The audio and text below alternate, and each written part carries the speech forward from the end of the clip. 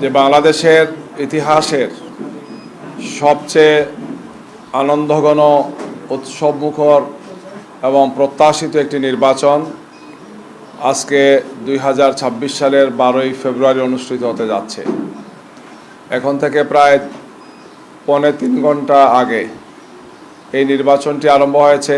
সকাল 7:30টায় আরম্ভ হয়েছে এবং টানা বিকেল 4টা পর্যন্ত অনুষ্ঠিত হবে ইনশাআল্লাহ।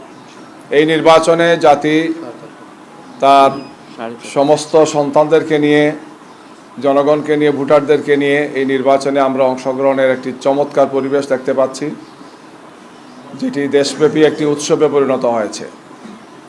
সরকারের পক্ষ থেকে এই নির্বাচনকে অর্থবহ করার জন্যে সাধারণ ছুটি ঘোষণা করা হয়েছে।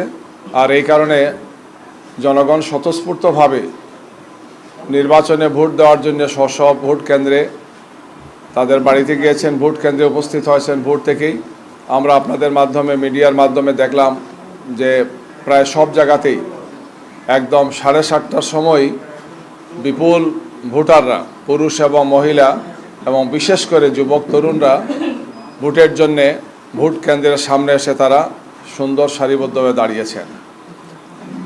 এটি গুরুত্বপূর্ণ একটি ভোট এই কারণেই যে এখানে ত্রয়োদশ জাতীয় সংসদের 300 জন 299 জন প্রার্থী এখন আছেন। একটি আসনে স্থগিত আছে, শেরপুর, তিনি আপনারা জানেন।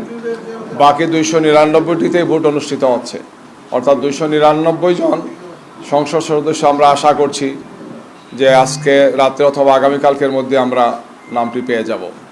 একই সাথে একটি গণভোট অনুষ্ঠিত হচ্ছে, যে গণভোটের মাধ্যমে বাংলাদেশের ইতিহাসের সবচেয়ে গুরুত্বপূর্ণ একটি সংস্কারের প্রস্তাব পাশ হবে ইনশাআল্লাহ।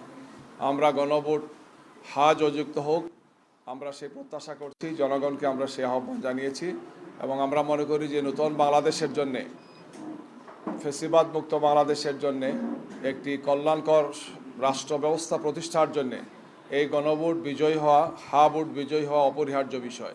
এবং জনগণ, আমাদের দৃঢ় বিশ্বাস যে তারা জাতীয় সংসদ নির্বাচনের সাথে এর পাশাপাশি গণভোটকেও তারা ভোটে বিজয়ী করবেন গিয়ে।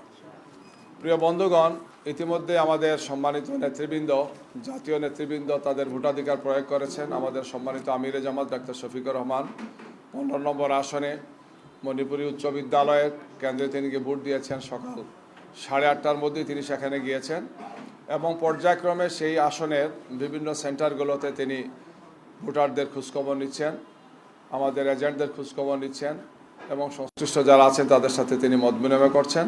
সাংবাদিক বন্ধুদেরকেও তিনি একাধিক জায়গাতে তিনি কথা বলেছেন সাংবাদিকদের সাথে। আমাদের সম্মানিত 3 জন নায়েবে আমির, ডাক্তার সৈয়দ আবদুল্লাহ মোহাম্মদ তাহের, প্রফেসর মুজিবুর রহমান এবং ATM আজহারুল ইসলাম, তারাও তাদের স্ব কেন্দ্রে ভোট দিয়েছেন। আমাদের ডাক্তার আবদুল্লাহ মোহাম্মদ তাহের ভাই কুমিল্লা 11-তে 14 গ্রামে তিনি ভোট দিয়েছেন। প্রফেসর মুজিবুর রহমান রাজশাহীতে দিয়েছেন গোদাগাড়িতে। ATM আজহারুল ইসলাম রংপুরে তার আসনে দিয়েছেন। আমাদের সেক্রেটারি জেনারেল প্রফেসর মিয়া গোলাম পরওয়ার, তিনি খুলনা 5-এ তার আসনে তিনি দিয়েছেন।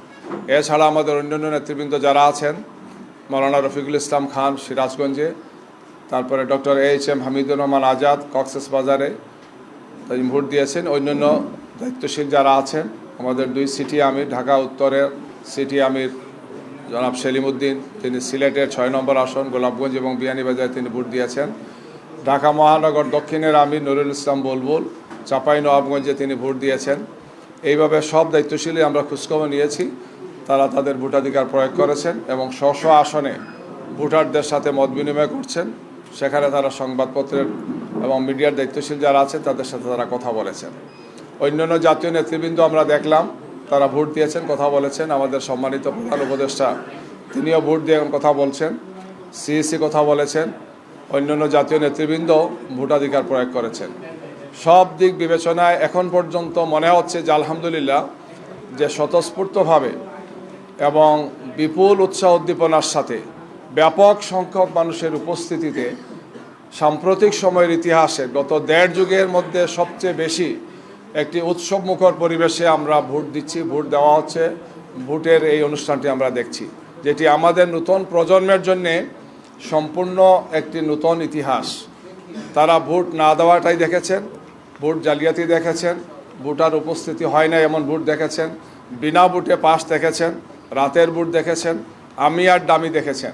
আর এবারই প্রথম একটি সুন্দর উৎসবমুখর আনন্দমুখর আনন্দঘন পরিবেশে অনেকটা ফেস্টিভ্যাল মুডে ভোট হয়, জনগণ অংশগ্রহণ করে, সেটি আমাদের জেনজিরা, আমাদের মা এবং বোনেরা সহ বিপুল সংখ্যক ভোটাররা প্রত্যক্ষ করছেন। আমরা দেশবাসীকে আহ্বান জানাই, ভোটারদেরকে আহ্বান জানাই যে দ্রুততম সময়ের মধ্যে সবাই ভোট কেন্দ্রে এসে তারা তাদের ভোটাধিকার প্রয়োগ করবেন এবং আগামীর বাংলাদেশের জন্যে সৎ, দক্ষ, যোগ্য নেতৃত্ব নির্বাচনের জন্যে তারা তাদের সেই ভোটাধিকার প্রয়োগের মধ্যে সেই দায়িত্বটি তারা পালন করবেন। প্রিয় সাংবাদিক বন্ধুগণ, এরপরেও কিছু কিছু জায়গাতে আমাদের দুঃখজনকভাবে আমরা বিভিন্ন রিপোর্ট পেয়েছি। যে সমস্ত রিপোর্টগুলো আমরা পেয়েছি সেই সমস্ত আপনাদের সামনে পর্যায়ক্রমে উপস্থাপন করছি। এর মধ্যে বরিশালের ভোলাতে ব্যাপকভাবে আপনারা জানেন গতকালকে আমাদের উপর হামলা হয়েছে, আমাদের নেতাকর্মীদের উপর হামলা হয়েছে, আমাদের এজেন্টদেরকে কাজ করতে দেওয়া হয় নাই। তারা যখন এজেন্টের কাগজপত্র রেডি করছিলেন সেখানে সংঘাত হয়েছে। আজকেও আমরা খবর নিয়েছি যে বলা 2 আসন যেটা, সেখানে সংঘাত হচ্ছে এবং অনেকগুলো সেন্টারে সন্ত্রাসীরা মারাত্মক ধরনের তাণ্ডব করছে গিয়ে।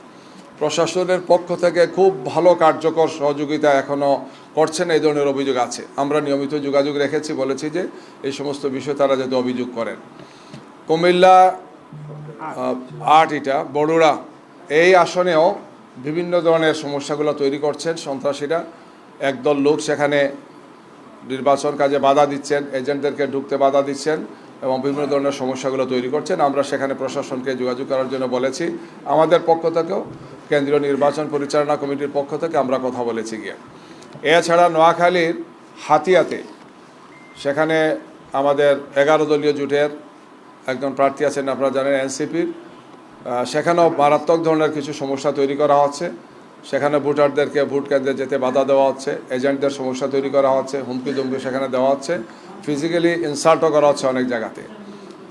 মোটামুটি এই ধরনের কিছু ঘটনা বেশ কিছু জায়গাতেই ঘটছে। আমরা মনে করি যে এগুলো যারা করছে তারা হতাশাগ্রস্ত, তারা তাদের এই সমস্ত কাজের মাধ্যমে তাদের দেউলিয়তকে তারা প্রমাণ করছেন গিয়ে।